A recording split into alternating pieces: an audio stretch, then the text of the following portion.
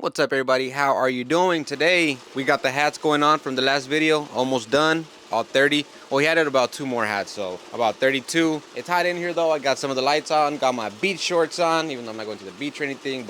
And we're also pressing up some shirts that I picked up from downtown today. I picked up the prints.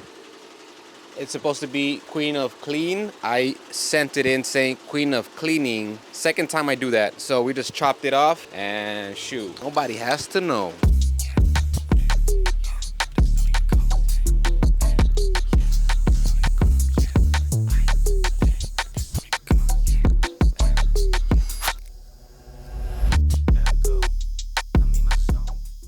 Almost done with the shirts, but the hat's done, so might as well keep that going. I'll clean one up right now too, so you guys can see how easy everything is to clean up, because there's no tearaway, no jump stitches.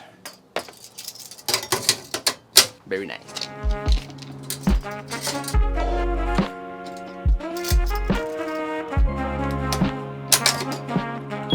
I also have to do this 2T. Check it out. Snip. Only difference is that they want a name on it, and I did not get the name sent out to print. It's kind of big for this shirt actually.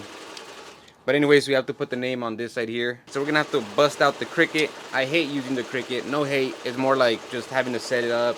Sometimes it doesn't connect with the computer right away, and you know, it's a bit of a mess. But this is the last thing we gotta do for this shirt job. For the hats, here's the ready to go pile. I think I have 18, and then still gotta clean these on this side here. Let me show you how I do that. All I really do, usually I snip some of these off, but I'm just gonna burn them off for these. And then here, we don't have any loose threads or anything, but I still just pass the lighter. Just have to be careful because this material, if you burn it too much, you get these little like bumps of a burnt hat, I guess. So I just make sure if I do get any, I just wipe them off. Sometimes I do get a line from the machine. I think you could faintly see it here from when it rubs. Going back and forth, it rubs on the machine. So I do give it a light spray, then just rub on that area. So this one's pretty clean. I don't even think I'm gonna wet this one, so add that one to the good pile. I swear, doing work out here in the garage when it's super hot, it's like going to a sauna, man. Look at this shine. I apologize for that, but I'm pretty much just gonna wait for this one to finish so I could put the last hat, and then I'll go to the post office and drop it off. I think this order, he's gonna wanna pick it up today, so after that last one is done, I do have to put the last name on just one of the hats on the side. He already picked the font, so I'll show you guys how I hoop that, get that lined up real nice and real quick. Probably gonna take a break, shower, let it cool down a little bit, and then I am doing one of those sweaters with the images, right, like family picture turned into embroidery. And I'm almost done with that, so I'll show you guys how I kind of go through that process. And I still got to do like a test stitch out, and then the final one. So that one, those sweaters always take a while because you do this test stitch out, and there's so many different shapes and color changes that there's usually at least 1 or 2 revisions to them before I actually do the official one. So I'll show you guys that side of the hat, and we'll see what else.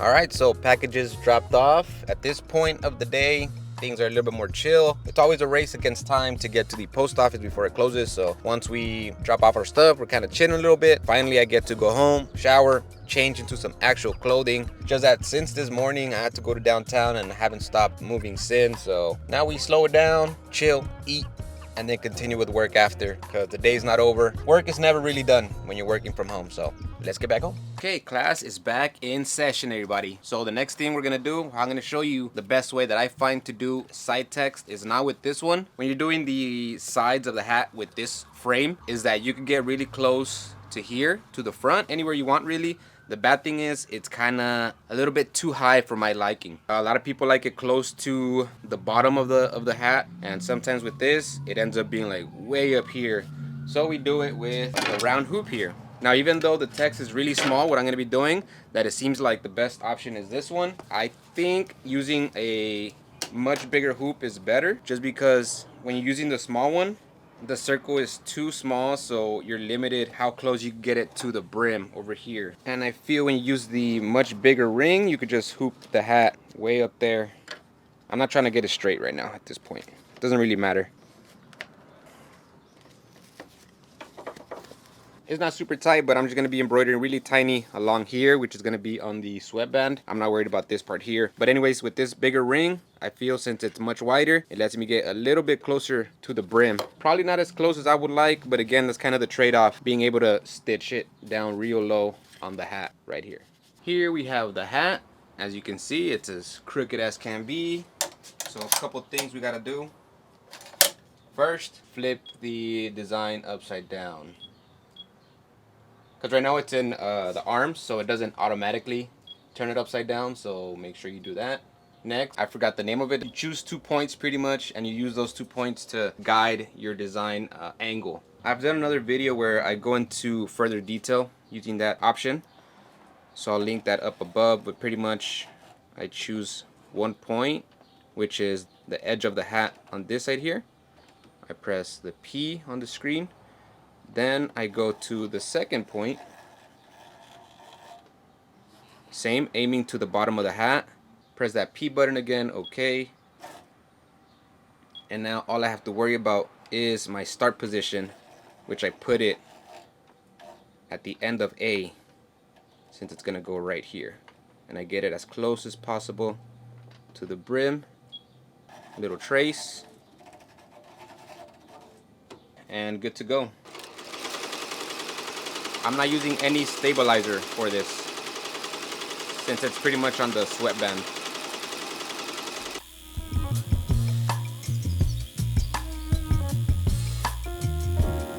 Check this out, because the top of the R here goes above the sweatband. It didn't have any stabilization, so you have these loose threads right there. What I'm gonna do, I'm gonna rewind it just to the top of the R, and I'm gonna stick this piece of stabilizer down there, probably in 2, and then just run it over that curve on the R right over here. I think I'm just gonna run it like that. Okay.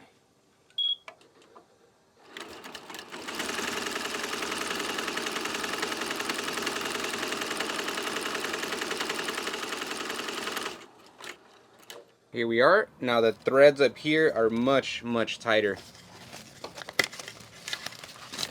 Don't want to worry about loose threads, just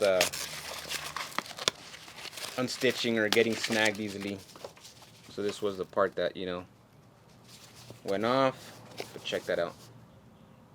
Straight, not too bad actually. Usually it goes like a little bit further back on the hat. That's not bad here. That's right above the ear. With this hoop though, you definitely do need to give that hoop burn little love. Hoop burn is very easy to remove though. Just let that dry, and this one's done.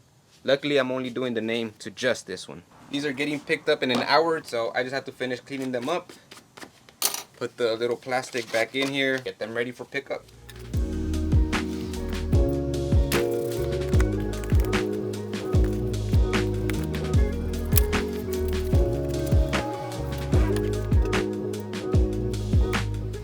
Let's talk about probably the last thing I'll get done today, the official sweater for this. It's gonna be something like this. I gotta change that to just the outline like this, right? It probably won't be as curved, but what's gonna end up happening for this one is group that, copy,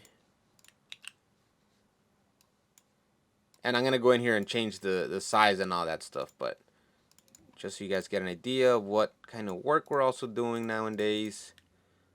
I'm not gonna go crazy into this because I'm still working on it, and honestly it's crazy tedious, crazy tedious. Sometimes we do this on the iPad, kind of like draw it up, do the outlines, just so like we could really look at the picture and simplify it if we have to, you know, not try to stitch out every single part of it and decide what's important.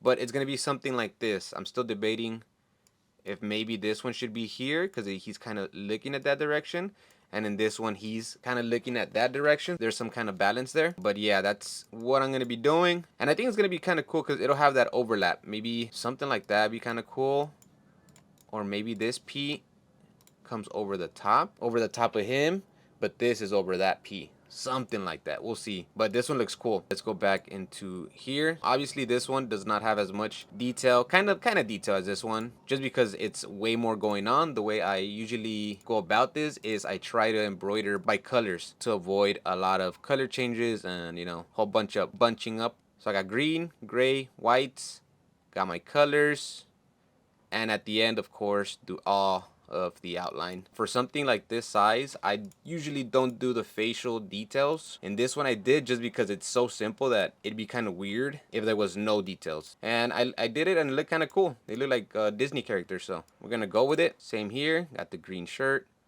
brown, beige, black, and satins. Now I'm pretty much ready to do a sample stitch out. Like I mentioned, I'll probably have some stuff sticking out or mistakes. I'll fix that, do a second sample stitch out, and hopefully after that I could do the smallest tweaks to get it right and do the actual sweater. Of course, at this point I forgot to turn on my microphone. Classic move. But all I do is go over how I hoop. As always, I mark down 4 fingers. I debated whether to use 5 fingers, but I think I went something with like 4.5, just because the design is pretty tall, that it was gonna go down the stomach too much if I did 5 fingers. So that's all I'm doing here. I also cut up 2 sheets of tearaway stabilizer, which we are running out of. One of these days we're gonna go downtown to a store that we just came across. It's a Marathon store. That's the brand of that thread, Marathon thread. And last time I went, they had rolls of stabilizers. So whenever we do end up going, we're definitely bringing you guys along so you could check out what they have there as well. For this hoop, I was able to use my 11 by 13 size mighty hoop, and you guys already know, if you guys want free shipping when getting your own, use code TKStitch25 at checkout. I have a link in the description for any other products on their website, Midwest Products. I actually got it pretty straight on the first shot, so it was ready to go. It's all set up now, an hour and 30 minutes. Not bad. I was thinking it was gonna be 2 hours. An hour and 30. Chill. Watch a little show or something. Oh, it almost. That was huge. It almost hit the frame. That's pretty big. I don't know if I mean, it is a 2X. And there's 2 pictures in there. It's gonna look good. It's gonna look good. I already know. Let's do it.